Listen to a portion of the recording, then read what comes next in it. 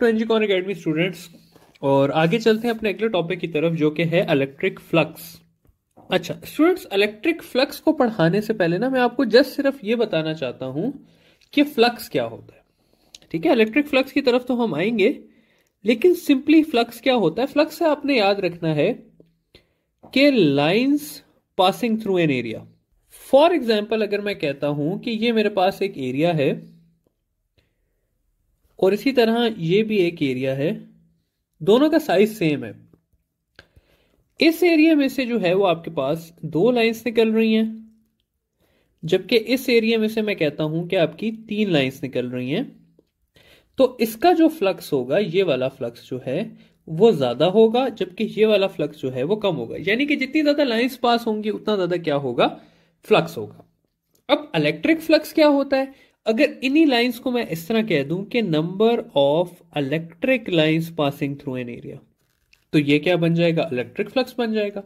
इसी तरह हम नेक्स्ट चैप्टर में जाके मैग्नेटिक फ्लक्स पढ़ेंगे, तो वो क्या हो जाएगा, number of magnetic lines passing through an area. तो ये सिंपल कॉन्सेप्ट है हमारे पास किसका, इलेक्ट्रिक फ्लक्स का, कि number of lines passing through an area, electric line passing through an area is called as electric flux. अच्छा, फिजिक्स की अगर मैं इसकी डेफिनेशन देखूं तो उसको मैं इस तरह से लिख सकता हूं कि it is a dot product of electric field and vector area. इसको मैं मैथमेटिकली लिखता कैसे हूं, फ्लक्स को इस तरह से लिखा जाता है कि flux is equal to dot product of electric field और वेक्टर एरिया, या इसको मैं इस तरह लिख सकता हूं ई ए कॉस ऑफ थीटा। अब क्योंकि ये डॉट प्रोडक्ट है तो इस वजह से इसको हम कहते हैं कि ये एक स्केलर क्वांटिटी है, क्योंकि ये डॉट प्रोडक्ट है।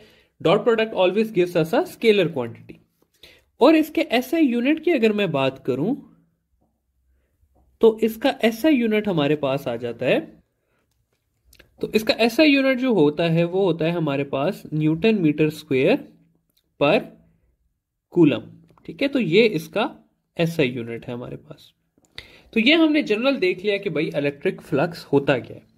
अब हम आगे चलते हैं और एंट्री टेस्ट के हवाले से इसको पढ़ते हैं कि भाई मैक्सिमम इलेक्ट्रिक फ्लक्स क्या होता है, मिनिमम क्या होता है। लेकिन वो सब पढ़ने से पहले हमने क्या करना है कि हमें वेक्टर एरिया के कॉन्सेप्ट को समझना है। तो यहां पर हम टॉपिक का नाम देते हैं वेक्टर एरिया।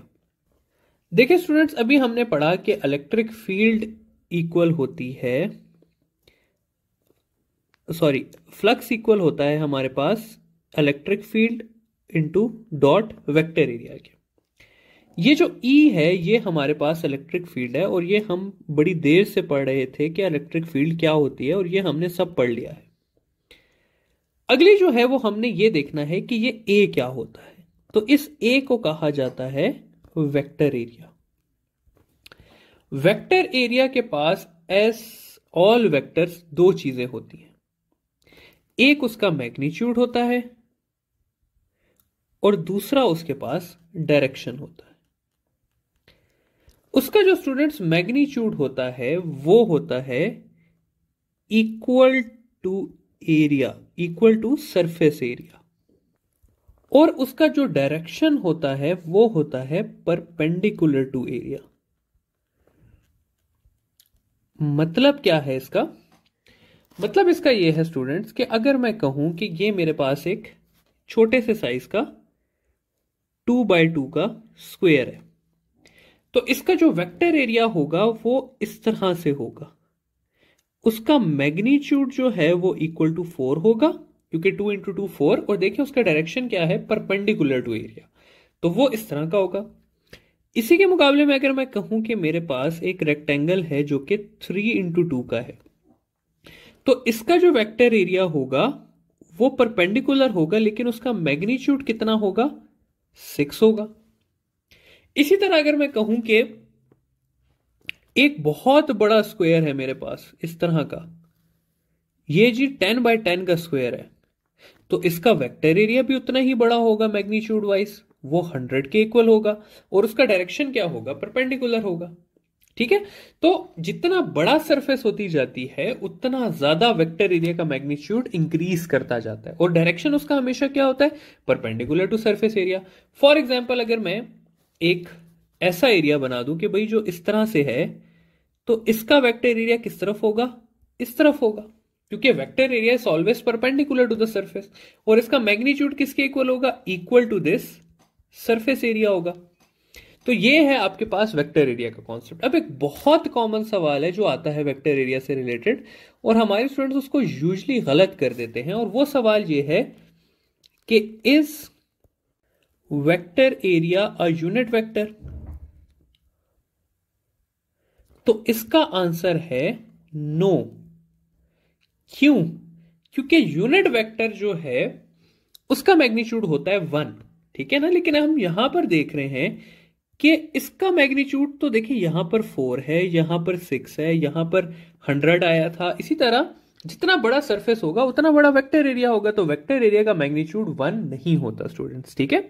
तो ये हमने देख लिया कि वेक्टर एरिया क्या होता है। एक ऐसा एरिया जिसका मैग्नीट्यूड इक्वल टू सरफेस हो और उसका डायरेक्शन जो है वो परपेंडिकुलर टू दैट सरफेस हो, तो उसको हम क्या कहते हैं? सिंपली वेक्टर एरिया का नाम देते हैं। नेक्स्ट सवाल, नेक्स्ट चीज, नेक्स्ट टॉपिक कि भाई मैक्सिमम, मिनिमम और दरम्यान का फ्लक्स कितना होता है। तो हम मैक्सिमम फ्लक्स देख लेते हैं, हम मिनिमम फ्लक्स देख लेते हैं, और हम देख लेते हैं रैंडम फ्लक्स को देख लेते हैं, ठीक है। सिंपल फ्लक्स यहां पर मैं लिख लेता हूं। देखिए स्टूडेंट्स, मैक्सिमम फ्लक्स तब होता है जब सरफेस जो है वो परपेंडिकुलरली पड़ी हो टू इलेक्ट्रिक फील्ड, और जो आपके पास वेक्टर एरिया है वो आपका पैरेलल हो, ठीक है। कहने का मतलब क्या है? देखिए स्टूडेंट्स, अगर सरफेस ऐसे करके पड़ी होगी और फ्लक्स इसमें से ऐसे करके पास हो रहा होगा, फील्ड इसमें से ऐसे पास हो रही होगी, तो तब जो है वो फ्लक्स आपके पास मैक्सिमम होगा, ठीक है। मैक्सिमम फ्लक्स के लिए अगर हम वेक्टर एरिया को लेके चलते हैं तो आपने इक्वेशन यूज करनी होगी, flux is equal to E A cos of theta. लेकिन इसी की जगह अगर आपको वो सवाल में सरफेस एरिया दे देता है तो फिर यही इक्वेशन आपने जस्ट थोड़ी सी चेंज कर देनी है और इसको लिख देना है ई ए साइन ऑफ थीटा। अगर स्टूडेंट्स आप सिर्फ इतनी बात पे गौर करते हैं ना कि वेक्टर एरिया के दौरान आपने कॉस थीटा लिखना है और सरफेस एरिया के दौरान आपने साइन थीटा लिखना है, तो आप बहुत सारी मुसीबतों से बच जाएंगे। इसके पीछे का कॉन्सेप्ट क्या है ये मैं आपको बता देता हूं। देखिए स्टूडेंट्स, मैं इस सरफेस का, ये जो सरफेस है इसका वेक्टर एरिया निकालता हूं, तो ये इसका वेक्टर एरिया बनेगा। अब अगर मैं इलेक्ट्रिक फील्ड, यानी कि ये जो व्हाइट वाली फील्ड है, इसका एंगल मैं देखूं वेक्टर एरिया के साथ, तो वो बन रहा है 0 डिग्री। जबकि अगर मैं इसी का एंगल देखूं विद रिस्पेक्ट टू सरफेस, यानी कि ये वाला एंगल, तो ये बन रहा है 90 डिग्री। तो देखिए सेम डायग्राम में वेक्टर एरिया कितना एंगल बना रहा है? 0 डिग्री, और सरफेस कितना एंगल बना रही है? 90 डिग्री, ठीक है। तो इसलिए मैं उस फैक्टर को खत्म करने के लिए क्या करता हूं कि वेक्टर एरिया के लिए कॉस थीटा ले लेता हूं, जबकि सरफेस एरिया के लिए मैं साइन थीटा ले लेता हूं। अब देखिए इन दोनों से हमारा आंसर सेम आएगा। कैसे सेम आएगा? मैक्सिमम फ्लक्स मैं फाइंड कर रहा हूं, तो मैक्सिमम फ्लक्स के लिए क्या होगा कि इस इक्वेशन में मेरे पास आ जाएगा answer E A cos of 0, क्योंकि वेक्टर एरिया जो है वो 0 बना रहा है, और आंसर मेरे पास आ जाएगा ई ए। जबकि इस इक्वेशन को अगर मैं आगे लेके चलूंगा तो फ्लक्स मेरे पास आ जाएगा ई ए साइन ऑफ 90। क्यों? क्योंकि सरफेस एरिया जो है वो 90 का एंगल बना रही है, साइन 91 होता है, तो इसका भी आंसर क्या आ जाएगा? ई ए आ जाएगा। तो मैक्सिमम फ्लक्स मेरे पास कितना होता है? मैक्सिमम फ्लक्स मेरे पास इक्वल होता है ई ए के, इस जगह पे भी ई ए के और इस जगह पे भी ई ए के। अब अगर मैं मिनिमम फ्लक्स की स्टूडेंट्स बात करूं तो मिनिमम फ्लक्स में सरफेस जो है वो पैरेलल होती है, जबकि वेक्टर एरिया जो है वो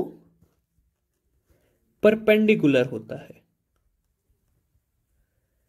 ठीक है। कैसे? ये देखिए स्टूडेंट्स, मैं कहता हूं कि सरफेस इस तरह करके पड़ी हुई है, तो जब सरफेस इस तरह पड़ी हुई है तो फील्ड इसके इस तरह से गुजर रही होगी। इसका वेक्टर एरिया जो है वो परपेंडिकुलर पड़ा होगा फील्ड के, ठीक है।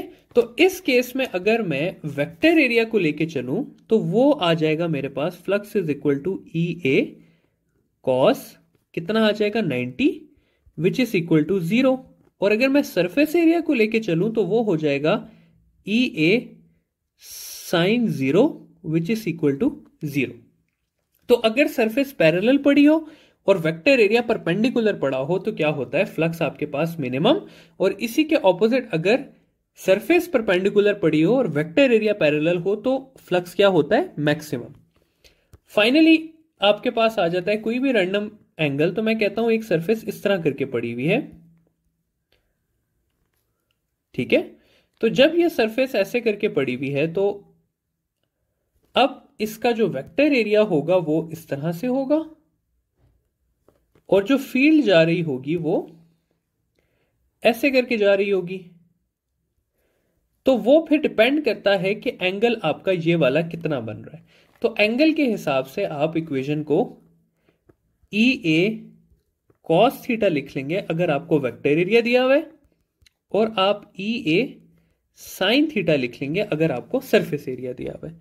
तो इस सारे टॉपिक में जो स्टूडेंट्स समझने वाली, याद रखने वाली, कॉन्सेप्ट वाली बात है वो यही है कि अगर आपको दिया हुआ हो वेक्टर एरिया तो आपने कॉस थीटा वाली इक्वेशन यूज करनी है।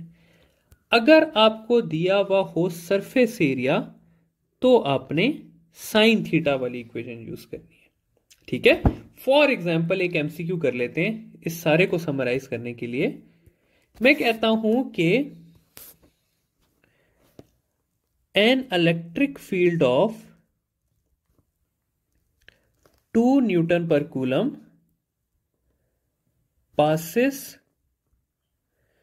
through a surface with an area of 2 meter square. The surface is placed at an angle of 30 degree with electric field. Find the flux. अब देखिए स्टूडेंट, सिंपल सा सवाल है, ठीक है। यहां पर आपको सरफेस का एंगल दिया हुआ है, देखिए द सरफेस इज प्लेस्ड, तो आपने किस इक्वेशन को लेके चलना है, सरफेस एरिया वाली, जो कि क्या है ई ए साइन थीटा। यहां पर आ जाएगा मेरे पास 2 इंटू 2 इंटू साइन ऑफ 30, तो ये हो जाएगा 4 into half which is equal to 2। अगर यहीं पे मैं कहता कि the angle between surface area and ये इतना, तो यही इक्वेशन मैं किस तरह यूज कर लेता, ई ए कॉज ऑफ थीटा पे। तो बस ये आपने देखना है सवाल में कि आपको सरफेस एरिया दिया हुआ है या फिर आपको वेक्टर एरिया दिया हुआ है, क्योंकि सरफेस एरिया के लिए साइन थीटा यूज होगा और वेक्टर एरिया के लिए कॉस थीटा यूज होगा।